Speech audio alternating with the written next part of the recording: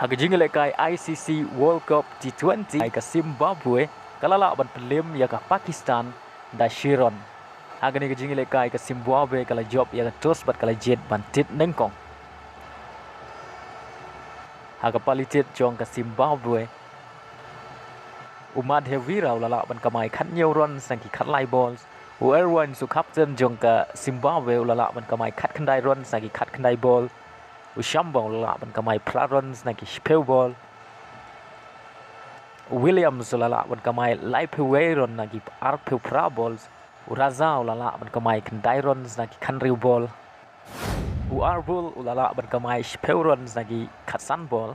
Iwan sulala ban kamai khat khandai run sang ki khat san ball. But ngarewa ulala ban kamai lai run sang ki arbol. Nagalyang ki bowling jong ke Pakistan. Muhammad Wasim ulai le kai bha ulayo ban khuradu saw wicket na ki saw over. But Shadab Khan ulayo lai wicket na ki saw over. Habakut ka arpew over ke Zimbabwe kalala ban kamai shispa lai pew runs but ha pra wicket. Hakapalitit jong ke Pakistan wicket keeper jong ke Pakistan Muhammad Rizwan ulala ban kamai khat saw run na ki khat riu balls. Babar Azam captain jong ke Pakistan ulala ban kamai saw run na ki khandai ball. Shah Mazud ulala ban kamai saw runs na ki lai pew pra balls. Ahmad ulala ban kamai san run na ki pew ball.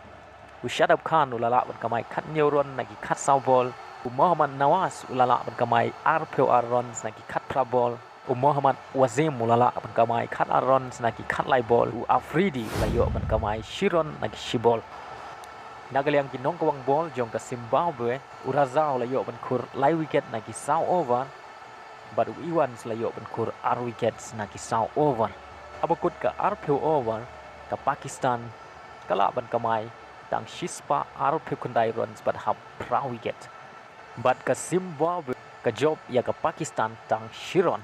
But Lyngba ke Shiron ke Zimbabwe kala penkut no ek jing yai lenti jong ke Pakistan syaka Super 4 jong ke T20 World Cup mentau snem.